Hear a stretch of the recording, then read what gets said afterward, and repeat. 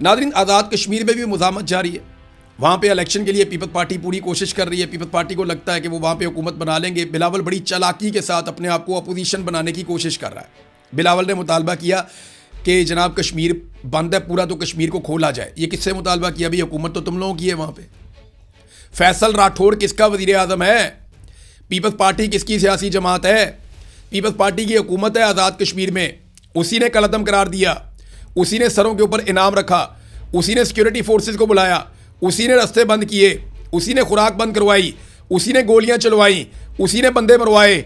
उन्होंने ये आईजी लगाया हुआ है और आईजी हर जगह पे दंदनाता फिर। ये सारा कुछ पीपल्स पार्टी ने किया और बिलावल वहां जाके अपोजिशन बन गया कि जनाब आलमी सतह पे सालसी करवाने वाले यहां पे भी नजर करें। क्यों भाई?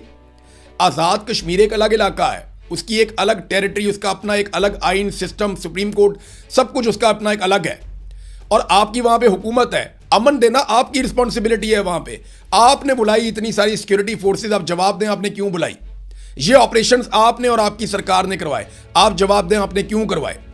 यानी ये वहां बैठ के टिले मुंह के साथ अपोजिशन बन जाएंगे और हम सारे यकीन कर लेंगे कश्मीरी बेवकूफ हैं, वो रोटी को चोची कहते हैं, उन्हें पता नहीं चलता कि ये खुद हुकूमत में है। बिलावल की हुकूमत है और बिलावल मुतालबा किससे कर रहा है? फील्ड मार्शल से, शहबाज शरीफ से मुतालबा कर रहा है। और भाई तुम्हारी यहां पे हुकूमत है, तुम एक नोटिफिकेशन जारी करो, ये कलअदम का स्टेटस खत्म करो ना उनका। एक नोटिफिकेशन दूसरा जारी करो, इनके ऊपर जाली मुकदमे खत्म करो।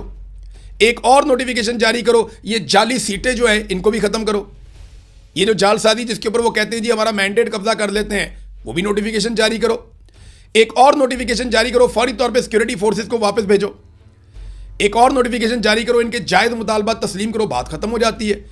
भाई हुकूमत में बैठ के किससे डिमांड कर रहा है? ये बिलावल की चालाकी है। वो हुकूमत में भी बैठता है और अपोजिशन भी बनता है। इसी तरह वो वफाकी हुकूमत में हर तरह की सपोर्ट देगा, बजट भी पास करवाएगा, एस्टेब्लिशमेंट के हाथ भी मजबूत करेगा। वो बड़े जरदारी ने कहा भी था, तो बिलावल जरदारी ने यही सारे काम किए हैं। लेकिन बड़ी चालाकी के साथ ये अपोजिशन बनने का ड्रामा भी करते हैं कि हमारी सियासत जिंदा रहे। लेकिन कश्मीरी बड़े तेज हैं। सरदार तनवीर इलियास ये ज़्यादा हल्कों से इलेक्शन लड़ रहे हैं। ये अपने हल्के में गए तो अवामी मुज़ाहमत का उनको सामना करना पड़ा और पॉलिटिकल एक्टिविटी जिस तरह वो करना चाह रहे थे वो नहीं कर पाए। लोगों ने कंपेन को रोका, उसमें रुकावटें डाली। ये नाजरीन सूरत-ए-हाल है आज़ाद कश्मीर में। लोग वहाँ पे डटे हुए हैं और अभी वो इंतज़ार कर रहे हैं, क्योंकि उन्हें कहा गया था कि आप हमें 5-6 दिन का टाइम दे दें। तो अब उन्होंने 22 तारीख तक का टाइम दिया हुआ है। 22 तारीख को अगर लॉन्ग मार्च शुरू होगा तो आज़ाद कश्मीर की सूरत-ए-हाल दोबारा ख़राब हो जाएगी। और फिर 27 तारीख को जो इलेक्शन का एक ख्वाब देखा है और बिलावल को वहाँ पे हुकूमत बनाकर देनी है, बिलावल ने अपना वज़ीर आज़म लेकर आना है आज़ाद कश्मीर में।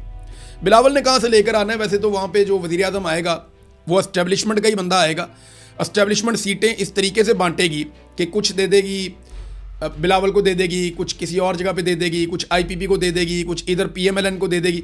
वो इस तरह का मतंजन बनाएंगे कि फिर वो अपना बंदा देंगे कि जनाब आप ये वाला बंदा अगर वज़ीर आज़म बना लेते हैं तो हम आपको ये वाले वोट दिलवा देंगे, ये कर देंगे, वो कर देंगे। तो बंदा तो वहाँ पे एस्टेब्लिशमेंट ने अपना लेकर आना है अगर वो इलेक्शन करवाने में कामयाब हो गए तो। और अगर इलेक्शन का पूरी तरह से बाइकआउट कर दिया आज़ाद कश्मीर के अवाम ने कि no rights no vote, no justice no vote, आप इंसाफ नहीं दे सकते, हमारे हुकूक नहीं दे सकते, तो हम वोट नहीं दे सकते। अगर आज़ाद कश्मीर ने ये रवैया अपना लिया तो और बड़ी मुसीबत बनेगी। जावेद हाशमी साहब की एक वीडियो में देख रहा था।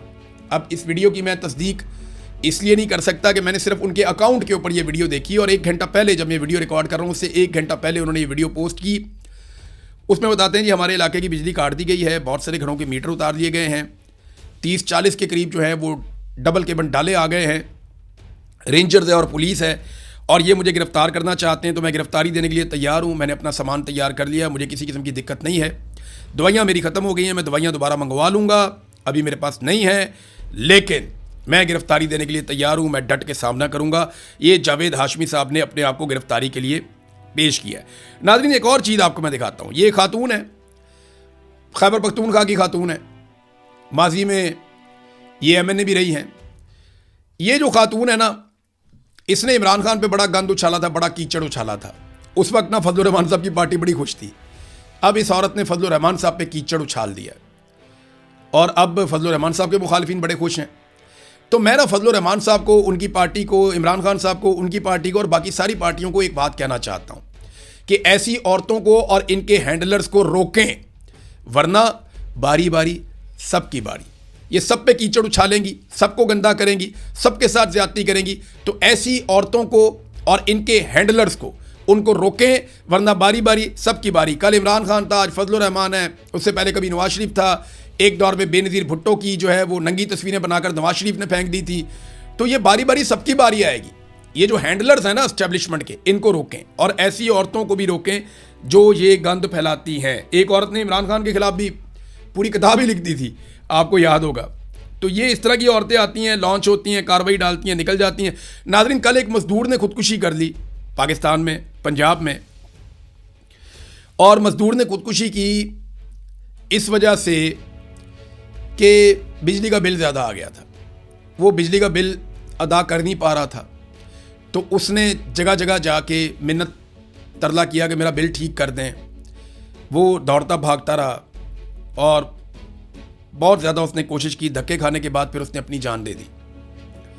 तो एक गरीब आदमी ने, एक मजदूर ने खुदकुशी की है, और इस तरह के वाक़यात तवातर के साथ होते चले जा रहे हैं। लेकिन बड़ी खबर यह है कि आज फिर नेपरा ने दरख्वास्त जमा करवाई है कि बिजली का बिल मज़ीद बढ़ा दिया जाए, कम से कम 2 रुपये फ़ी यूनिट बिजली की कीमत में इजाफा किया जाए। और इससे शहबाज शरीफ जो है बड़ी स्पीड के साथ, बड़ी स्पीड के साथ आवाम को 18 अरब रुपए का मज़ीद चूना लगाएगा। ये है नाज़रीन पाकिस्तान के अंदर सूरत हाल, और इसके बारे में कोई नहीं सोचेगा।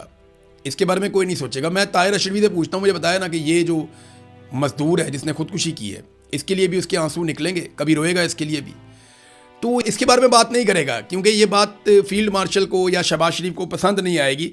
लिहाजा ये जो सरकारी मौलवी होते हैं ना, इनका कोई दीन ईमान नहीं होता। ये वही करते हैं जो इनको इनके आका कह रहे होते हैं, इसके अलावा कुछ नहीं कहते। हमारे देखें ना, अदालतों में ऐसे बंदे आकर बैठ गए हैं। ये स्टेटमेंट आप देखें, ये कितना इंटरेस्टिंग स्टेटमेंट है। ये आईनी अदालत के सरबराह हैं जनाब जस्टिस अमीनुद्दीन खान। ज़रा स्टेटमेंट सुने आप। आईने पाकिस्तान हर शहरी को मसावी हुकूक की ज़मानत देता है। जज साहब, आपके कुलीग के बेटे ने 2 बेटियां सड़क पे कत्ल की हैं गैर कानूनी गाड़ी चलाते हुए, उसके पास लाइसेंस भी नहीं था। 4 दिन आप अंदर नहीं रख सके उसे। जज साहब, डार फैमिली का जो गैंग है, उन्होंने ख़वातीन को बाहर से बुला के रेप करवा दिया है। उन ख़वातीन से ज़बरदस्ती वीडियोज़ बनवाई जा रही थी। आप इंसाफ नहीं दे सके उन्हें, और ईमान मज़ारी को आपने फटाफट 17 साल की सज़ा सुना दी। ये आपका इंसाफ है, ये आपका आइन कहता है। आइन अगर सबके लिए बराबर होता तो किसी के पास इस्तिस्ना ना होता। आपके आइन को जिस बुनियाद पे बनाया गया था वो करारदाद मकासद है, जिसमें यह लिखा है कि कोई भी आइन में तरमीम या तब्दीली ऐसी नहीं हो सकती, कोई ऐसी शिक नहीं हो सकती जो इस्लाम से मुतसादिम हो। इस्तिस्ना तो इस्लाम में है ही नहीं। तो आपके फील्ड मार्शल ने और सदर जरदारी ने, इन्होंने इस्तिस्ना कैसे ले लिया, वो भी ताहयात? इसका जवाब है आपके पास।